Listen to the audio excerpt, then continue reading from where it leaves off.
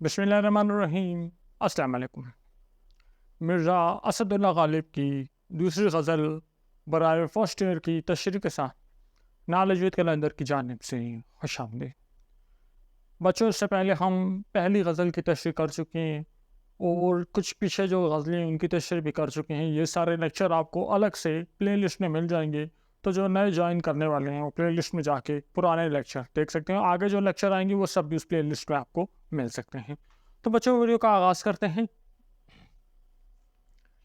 ہزاروں خواہشیں ایسی کہ ہر خواہش پہ دم نکلے، ہزاروں خواہشیں ایسی کہ ہر خواہش پہ دم نکلے، بہت نکلے میرے ارمان لیکن پھر بھی کم نکلے۔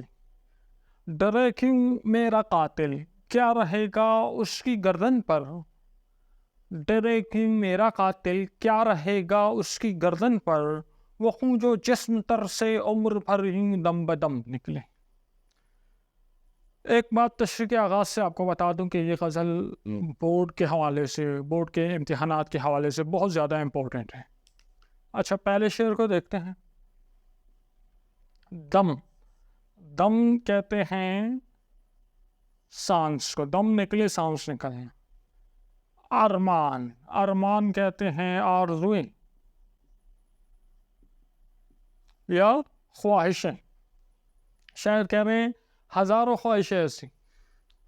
شاعر مرزا غالب اس غزل میں انسان کی فطرت بتا رہے ہیں کہ انسان کے دل میں سے، قلب میں سے ہزاروں خواہشیں جو ہیں وہ پھوٹتی رہتی ہیں۔ وہ ہر خواہش ہوتی ہے کہ دم نکلے، کہ سانس نکلنا۔ دم نکلے یعنی بس بے قرار ہو جانا۔ یہ انسان ہوتا ہے، اس کا ایک خواہش ہوتی ہے تو وہ اس کو پورا کرنے کے لیے بے قرار ہو جاتا ہے۔ وہ سمجھتا ہے بس یہی میری زندگی کی سب سے بڑی خواہش ہے۔ اور جب وہ خواہش پوری ہو جاتی ہے تو کوئی دوسری خواہش پیدا ہو جاتی ہے، پھر وہ اس کے اوپر اس کا دم نکلنے لگتا ہے۔ وہ چاہتا ہے کہ میری یہ خواہش پوری ہو۔ یعنی انسان کی زندگی میں خواہشیں ہزاروں خواہشیں ہیں، اور انسان کبھی بھی وہ مطمئن نہیں ہو سکتا۔ وہ ناشکرہ ہے، وہ شکر نہیں کرتا، وہ مزید خواہشوں کی طلب کرتا ہے۔ یعنی فار ایگزامپل ایک بندے کو موبائل مل گیا تو پھر وہ کہے گا کوئی اچھا موبائل ملے، اچھا موبائل ملے گا، پھر وہ کہے گا مجھے آئی فون کی خواہش آ جائے گی۔ پھر اس کو آئی فون مل جائے، وہ کہے گا آئی فون 13 پرو آ جائے، آئی فون 13 پرو مل جائے، پھر وہ آگے نہیں، اس وقت خواہشیں ہوتی وہ جو ہے۔ تو انسان کی فطرت بیان کی ہے کہ انسان کبھی خوش نہیں ہوتا، اس کی خواہش پوری ہو تو دوسری خواہش اس کو پیدا ہو جاتی ہے۔ بہت نکلے میرے ارمان۔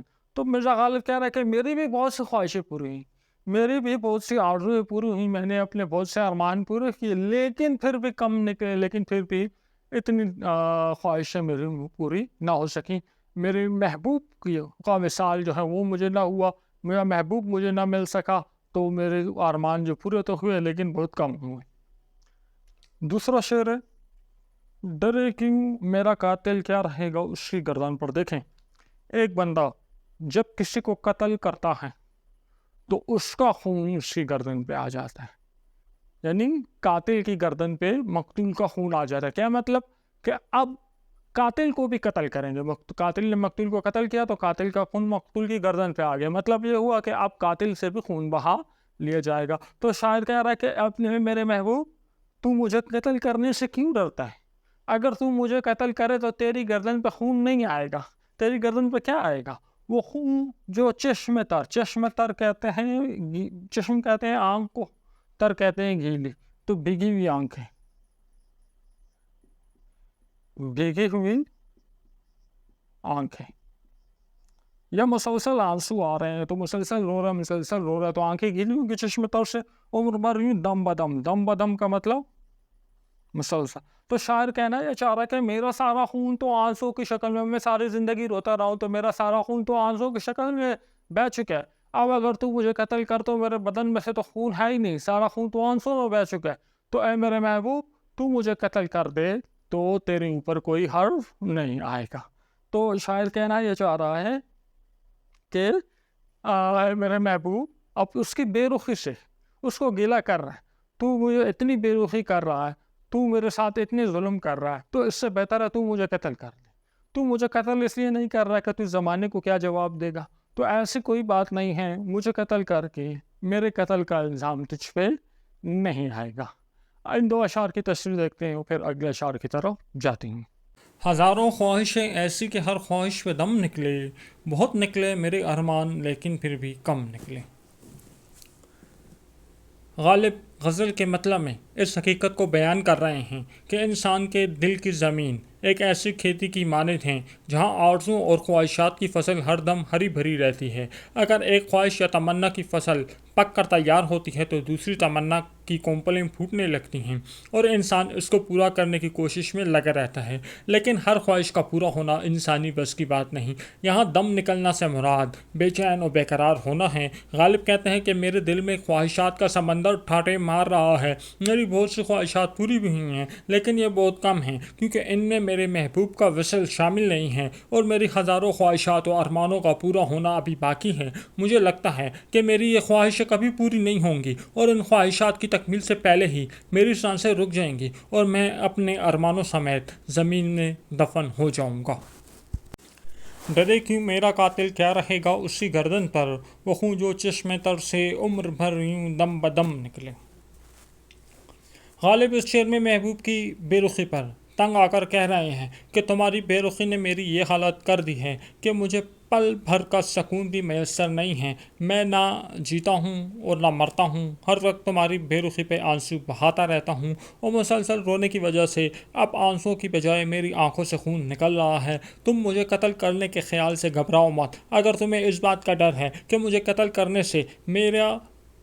کرنے سے میرا خون تمہاری گردن پہ آ جائے گا تو ڈرو مت۔ میرے جسم کا سارا خون آنکھوں کے راستے پہلے ہی بہہ چکا ہے، اس لیے مجھے قتل کرنے کے بعد میرے خون کا الزام تمہاری گردن پر نہیں آئے گا اور تمہیں کسی قسم کی سزا نہیں ملے گی۔ نکلنا خلد سے آدم کا سنتے آئے ہیں لیکن بہت بے آبرو ہو کر تیرے کوچے سے ہم نکلے ہیں۔ بھرم کھل جائے ظالم تیرے قامت کی درازی کا، بھرم کھل جائے قامت کی درازی کا، اگر اس طرح پر پیچ خم کا پیچ خم نکلے۔ پہلے شعر کو دیکھیں۔ خلد کہتے ہیں جنت، نکلنا خلد سے آدم کا، آدم علیہ السلام کا جنت سے نکلنا سنتے آئے ہیں لیکن، یعنی یہاں شاعر نے صنعت تعلیم استعمال کی ہے اور بتایا ہے کہ کس طرح آدم علیہ السلام جنت سے نکالے گئے تھے، غلطی کرنے پر ان کو سزا ہوئی تھی اور وہ جنت سے نکال دیے گئے۔ بہت بے آبرو مطلب آبرو عزت کو کہتے ہیں، اور بے آبرو بے عزت ہو کر تیرے کوچے گلی کو کہتے ہیں، یعنی کہہ رہے ہیں ہم نے آدم علیہ السلام کا جنت سے نکالے جانا سنا تھا لیکن ہم بہت زیادہ بے عزت ہو کے تیرے کوچے سے، تیرے گلی سے، تیرے دروازے کے آگے سے ہٹائے گئے ہیں۔ جب آدم علیہ السلام کو جنت سے نکالا گیا تھا تو اس وقت ان کو دیکھنے والا کوئی نہیں تھا، لیکن جب ہمیں تیرے دروازے کے آگے سے ہٹایا گیا، تیرے کوچے سے نکالا گیا تو سارا شہر کھڑا ہو کے ہمیں دیکھ رہا تھا، تو میری بہت زیادہ بے عزتی مجھے محسوس ہوئی۔ بھرم کہتے ہیں راز کو،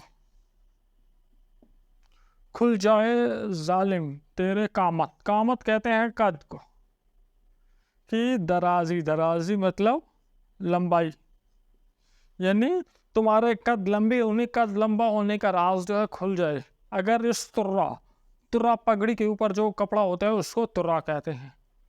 پر کا مطلب بھرا ہوا، پیچ و خم پگڑی کے جو بل ہوتے ہیں اس کو کہتے ہیں، کا پیچ و خم نکلے۔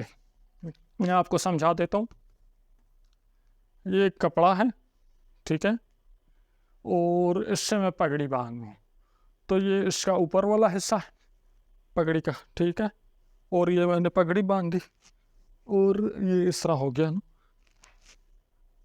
اب یہ جو ہے یہ پیچ ہے، یہ کیا ہے، یہ پیچ ہے، اور یہ جو اوپر والا حصہ ہے یہ اس سے ترا ہے، ٹھیک ہے۔ تو اب اس سے کیا ہو گیا، پگڑی باندھنے سے میرا قد تھوڑا سا اونچا ہو گیا، تو اب یہاں پہ کہہ رہا ہے کہ بھرم راز کھل جائے گا تمہارے قد کا لمبا ہونے کا۔ اچھا، لمبا ہونا کیا ہے، قامت کی درازی کا مطلب ہے خوبصورتی. تو کہہ رہے ہیں تم نے جو اپنا قد اونچا کیا ہوا ہے. میں پہلے لفظی معنی سمجھاتا ہوں کہ قد اونچا کرنے کا جو راز ہے کھل جائے گا اگر شاعر کا جو محبوب ہے اس کا قد چھوٹا ہے تو اس نے کیا کیا ہوا ہے, اپنے بالوں کو اس طرح لپیٹ کے کس طرح بنایا ہوا ہے پگڑی کی طرح سے. تو کہہ رہا ہے کہ اگر تمہارے یہ پگڑی جو بنائی ہوئی ہے, بال جو باندھے ہوئے ہیں, یہ کھل جائے تو تمہارے بال نیچے گر جائیں گے اور تمہارا قد چھوٹا ہو جائے گا. کہنے کا مطلب ہے قامت کی درازی کا مطلب ہم لے لیتے ہیں خوبصورتی, کہ تمہاری اس جو خوبصورتی ہے, ظاہری حسن ہے, اس کا راز کھل جائے گا اگر یہ جو پیچ و خم یہ جو تم نے اپنے اوپر میک اپ جو کیے ہوئے ہیں یہ دھل جائے تو نیچے سے تمہاری عام سی شکل نکل جائے گی. تو شاعر اس کو دھمکی دے رہا ہے, میں تمہارا یہ راز فاش کر دوں گا کہ تم خوبصورت نہیں ہو, تم نے بناوٹی حسن جو ہے وہ بنایا ہوا ہے. شعر کا حقیقی معنی یہ ہو سکتا ہے کہ شاعر کہہ رہا ہے کہ میں لوگوں میں جو میرا محبوب ہے وہ مشہور ہے, وہ نیک ہونے کے لحاظ سے مشہور ہے, وہ لوگوں کی خدمت کرنے کے حوالے سے مشہور ہے کہ جی یہ بڑا نیک ہے, بڑا خدمت کرنے والا ہے, لیکن وہ حقیقت میں جو ہے وہ بڑا کیا ہے, بہت ہی برا ہے, نیک نہیں ہے اور وغیرہ وغیرہ, بہت برا انسان ہے. حقیقت میں بہت برا انسان ہے لیکن نیک ہونے کا ڈرامہ کرتا ہے. تو شاعر کہہ رہا ہے کہ تم میرے ساتھ محبت کرو ورنہ میں کیا کروں گا, تمہارا یہ راز کھول دوں گا, تمہارا راز کھول دیں گے, تم جو ہو نیک اور خوبصورت جو ہو نہیں ہو. ان اشعار کی لکھی ہوئی تشریح آپ کو دکھاتے ہیں اور اس کے بعد اگلے اشعار کی طرف جاتے ہیں. نکلنا خلد سے آدم کا سنتے آئے ہیں لیکن بہت بے آبرو ہو کر تیرے کوچے سے ہم نکلے. اس شعر میں غالب نے صنعت تلمین کا خوبصورتی سے استعمال کر کے اس مشہور واقعے کی طرف اشارہ کیا ہے کہ جب شیطان کے بہکاوے میں آ کر آدم علیہ السلام نے غلطی سے پھل کھا لیا تو اللہ تعالیٰ نے ناراض ہو کے آدم علیہ السلام کو زمین پر بھیج دیا. بقول شاعر, آدم علیہ السلام کا جنت سے نکالا جانا اور زمین پر بھیجا جانا سزا تھی, لیکن اے میرے محبوب, جس طرح میں تیری گلی سے بے آبرو اور ذلیل کر کے نکالا گیا ہوں اور جو ذلت مجھے اٹھانی پڑی ہے یہ ناقابل بیان ہے. جب آدم علیہ السلام کو جنت سے نکالا گیا تو اس وقت کوئی اور انسان موجود نہ تھا جس کے سامنے حضرت آدم علیہ السلام کو شرمندگی محسوس ہوتی, لیکن مجھے تیری پر ہجوم گلی میں سب کے سامنے ذلت اور رسوائی کا سامنا کرنا پڑا. بھرم کھل جائے ظالم تیرے قامت کی درازی کا, اگر اس طرح پر پیچ و خم کا پیچ و خم نکلے. شاعر اس شعر میں اپنے محبوب سے شوخی و شرارت کر رہے ہیں. چونکہ لمبا قد لوگوں میں حسن و خوبصورتی کی علامت سمجھا جاتا ہے, جبکہ شاعر کے محبوب کا قد چھوٹا ہے اور اپنا قد لوگوں کو بڑا ظاہر کرنے کے لیے اس نے اپنی زلفوں کو جوڑنے کی صورت میں بل در بل ابھار دے کر باندھ رکھا ہے, جس کی وجہ سے اس کا قد لمبا معلوم ہوتا ہے. تو شاعر اپنے محبوب کو دھمکی دینے کے انداز میں کہہ رہے ہیں کہ تم میری محبت کا جواب محبت سے دو ورنہ میں تمہارے اس بناوٹی حسن کا راز سب کے سامنے کھول دوں گا. ہوئی جن سے توقع خستگی کی داد پانے کی, وہ ہم سے بھی زیادہ خستہ تیرے ستم نکلے. محبت میں نہیں ہے فرق مرنے اور جینے کا, محبت میں نہیں ہے فرق مرنے اور جینے کا, اسی کو دیکھ کر جیتے ہیں جس کا پھر پہ دم نکلے. کہاں میں خانے کا دروازہ غالب اور کہاں واعظ, کہاں میں خانے کا دروازہ غالب اور کہاں واعظ, پر اتنا جانتے ہیں کل وہ جاتا تھا کہ ہم نکلے. پہلا شعر دیکھیں. وہ توقع مطلب امید. خستگی کہتے ہیں بدحالی, داد شاباش پانے کے, ٹھیک ہے, یعنی جن سے مجھے امید تھی کہ وہ میری بدحالی دیکھ کے مجھے کچھ شاباش دیں گے, وہ ہم سے بھی زیادہ خستہ بدحال تھے. تیز کہتے ہیں تلوار, ستم کہتے ہیں ظلم, یعنی وہ ہم سے بھی زیادہ خستہ ہے, وہ ہم سے بھی زیادہ بدحال تھے. کس چیز سے بدحال تھے؟ تیز ستم, تلوار کے ظلم سے بدحال ہو چکے تھے, ہم سے بھی زیادہ. یعنی شاعر کہنا چاہتا ہے جب انسان پہ کوئی مشکل وقت آتا ہے, کوئی مصیبت آتی ہے, تو وہ کسی کے پاس جاتا ہے اپنے زخموں پہ مرہم رکھنے کے لیے, اس کو بتاتا ہے میرے ساتھ یہ ظلم ہوا, پھر وہ اس کو تسلی دیتا ہے, دوسرا بندہ اس کو ظلم سن کے تسلی دیتا ہے, مرہم رکھتا ہے. لیکن غالب یہ کہہ رہے ہیں کہ میں اپنے زخموں کو, اپنے غموں کی داستان لے کے جس بندے کے پاس گیا کہ وہ مجھے تسلی دے گا, لیکن جب میں نے اس کو اپنے غم سنائے تو مجھے پتہ چلا اس نے بھی اپنے غم سنانے شروع کر دیے. تو مجھے پتہ چلا مجھ پر جتنے ظلم ہوئے ہیں اس پر تو مجھ سے بھی زیادہ ظلم ہوئے. تو غالب کہنا یہ چاہ رہے ہیں کہ میں اتنا بد نصیب ہوں کہ اپنے زخموں کو اٹھا کے خود پھیر رہا ہوں, جن سے یہ امید تھی مرہم لگائیں گے وہ مجھ سے بھی زیادہ بدحال ہے, یعنی میرے زخموں پہ کوئی مرہم رکھنے والا بھی نہیں ہے. محبت میں نہیں ہے فرق مرنے اور جینے کا, اچھا جس کافر پہ دم نکلے. اب یہاں کافر کا مطلب ہے اس کے محبوب. شاعر کہہ رہے ہیں کہ انسان پہلے تو اپنی مرضی سے جیتا ہے, اپنی مرضی سے مرتا ہے, لیکن جب اس کو کسی سے محبت ہو جاتی ہے تو پھر جینے اور مرنے کا مفہوم جو ہے ختم ہو جاتا ہے. شاعر کہتا ہے محبت کے بعد وہ اپنے محبوب کو دیکھ دیکھ کے جیتا ہے. اور کون سے محبوب کو دیکھ کے جیتا ہے؟ جس کے اوپر اس کا دم نکلتا ہے. دم نکلنا, دم سانس کو کہتے ہیں, ٹھیک ہے, ورنہ یعنی میرا محبوب اتنا خوبصورت ہے کہ اس کو دیکھ کے, اس کے حسن کو دیکھ کے میں مر جاتا ہوں, اور ٹھیک ہے, لیکن میں جیتا بھی اس کو ہی دیکھ کے, یعنی میں اپنے محبوب کو دیکھ کے زندہ بھی رہتا ہوں, اور میرا محبوب ہے بھی اتنا خوبصورت کہ اس کو دیکھ کے میں مر جاتا ہوں. یعنی جینے اور مرنے کا مطلب جو ہے وہ ختم ہو گیا. کوئی مینٹل کیس لگ دے. کہاں میں خانے کا دروازہ, میں خانہ مطلب شراب خانہ.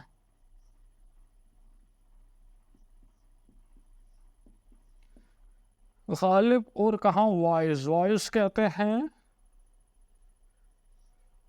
نصیحت کرنے والا, نیکی کی باتیں بتانے والا. تو کہہ رہا ہے کہ کہاں شراب خانے کا دروازہ, کہاں غالب اور کہاں وہ نصیحت کرنے والا.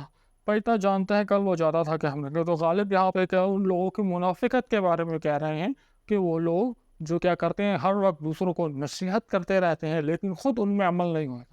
تو غالب کہہ رہے ہاں میں گناہ گار ہوں, میں برا بندہ ہوں, مانتا ہوں. کل میں شراب خانے گیا تھا, شراب خانے گیا تھا, لیکن جس وقت میں شراب خانے سے کہ کل وہ جاتا تھا کہ ہم نکلے, میں شراب پی کے نکل رہا تھا تو وہی وائز جو ہے شراب خانے میں جا رہا تھا. یہ تو لفظی معنی ہو گیا, یعنی غالب کہہ رہے ہیں کہ ہاں میں گناہ گار ہوں, میں گناہ کرتا ہوں, لیکن میں اپنے گناہوں کو تسلیم بھی کرتا ہوں, میں کسی اور کو جا کے نصیحتیں نہیں کرتا. غالب کہہ رہے ہیں جو وائز ہے, جو نیکی کی باتیں کر رہا تھا, مجھے ان گناہوں سے منع کر رہا تھا, کل میں گناہ کر کے نکل رہا تھا تو وہ وہی گناہ کرنے کے لیے اس جگہ پہ, اس مقام پہ داخل ہو رہا تھا. اب یہاں پہ گناہ کو کیا کہہ دیا, شراب پینا گناہ کہہ دیا. تو ضروری نہیں ہے شراب پینا ہو, کوئی بھی جو گناہ ہو سکتا ہے. ان اشعار کی لکھی ہوئی تشریح آپ کو دکھاتے ہیں. ہوئی جن سے توقع خستگی کی داد پانے کی, وہ ہم سے بھی زیادہ خستہ تیغ ستم نکلے. اس شعر میں غالب انسانی فطرت کو بیان کر رہے ہیں کہ جب بھی ہم کبھی کسی پریشانی میں مبتلا ہوتے ہیں اور دکھ کے بادل ہماری زندگیوں پر گہرے ہو جاتے ہیں تو ایسے مشکل حالات میں ہمیں یہ امید ہوتی ہے کہ ہمارے ارد گرد جو دوست وغیرہ موجود ہیں وہ اس مشکل میں ہمارے کام آئیں گے اور ہمیں تسلی دیں گے, جس کی وجہ سے ہمارا حوصلہ بڑھ جائے گا اور ہماری تکلیف آتی رہ جائے گی. لیکن غالب کی بدقسمتی یہ ہوئی جب اس پر غموں کی بارش شروع ہوئی اور اس نے کوئی سہارا تلاش کرنا شروع کیا کہ جس کے سامنے وہ اپنے دل کا بوجھ ہلکا کر سکے, لیکن اس نے جواب میں اپنے غموں کی پٹاری کھول کر رکھ دی. تو تب غالب کو معلوم ہوا کہ یہ شخص میرے غموں کا مداوع نہیں کر سکتا, کیونکہ یہ تو مجھ سے بھی زیادہ زمانے کی سختیوں کا شکار ہے. غالب شکوہ کر رہے ہیں کہ مجھے کوئی آنسو پہنچنے والا بھی میسر نہ ہو سکا. محبت میں نہیں ہے فرق مرنے اور جینے کا, اسی کو دیکھ کر جیتے ہیں جس کافر پہ دم نکلے. غالب اس شعر میں اس بات کی وضاحت کر رہے ہیں کہ جب انسان عشق کی وادی میں قدم رکھتا ہے تو پھر اسے جینے اور مرنے کی کوئی پرواہ نہیں رہتی, کیونکہ پھر انسان کی زندگی کا سب سے بڑا مقصد محبوب کی رضا حاصل کرنا ہوتا ہے. بقول شاعر محبت مرنے اور جینے دونوں کا نام ہے. انسان جس سے محبت کرتا ہے اسی کو دیکھ کر جی بھی رہا ہوتا ہے اور اس پر مر بھی رہا ہوتا ہے. غالب نے محبت کے اسی پہلو کی طرف شعر میں اشارہ کیا ہے کہ محبت میں جینا اور مرنا متضادات نہیں بلکہ مترادفات ہیں, کیونکہ عاشق اسی معشوق کو دیکھ کر جیتا ہے جس پر وہ دل و جان سے مرتا ہے. کہاں میں خانے کا دروازہ غالب اور کہاں وائز, پر اتنا جانتے ہیں کل وہ جاتا تھا کہ ہم نکلے.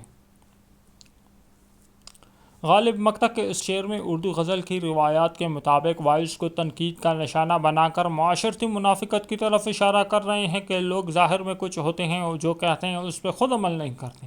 وائز جس کا کام لوگوں کو نصیحت کرنا ہوتا ہے، ان کو اچھائی کی طرف راغب کرنا ہوتا ہے، وہ ہمیں تو برے کام نہ کرنے کی نصیحت کرتا ہے لیکن اپنی بار بھول جاتا ہے کہ یہ کام جائز نہیں ہے۔ شاعر یہ سمجھانا چاہتا ہے کہ اگر دوسروں کو روکیں تو خود بھی اس کام سے رک جائیں۔ تو اس کے ساتھ ہی عظیم شاعر مرزا غالب کی دوسری غزل کی تشریح میں مکمل ہو گئی۔ اگلے لیکچر میں ان دونوں غزلوں کی جو مشق ہے اس سے سارے سوالات کے جوابات آپ کو سالو کر کے دکھا دیں گے۔ ہمارے سارے لیکچر الگ سے پلے لسٹ میں موجود ہے، جو نئے آنے والے ہیں تو وہ پلے لسٹ میں جا کے لیکچر دیکھ سکتے ہیں۔ تو کوئی بات ہو، کوئی سجیشن ہو، کمنٹ سیکشن میں ہمیں بتا سکتے ہیں۔ ویڈیو پسند آئی ہے اس کو لائک کریں اور اپنے دوستوں کے ساتھ زیادہ سے زیادہ شیئر کریں۔ ہمارے چینل کو خود بھی سبسکرائب کریں، اوروں سے بھی سبسکرائب کرائیں، کچھ ہماری بھی سپورٹ ہو جائے۔ نیکسٹ ویڈیو میں ملاقات ہوگی، اپنا خیال رکھیے گا، اللہ حافظ۔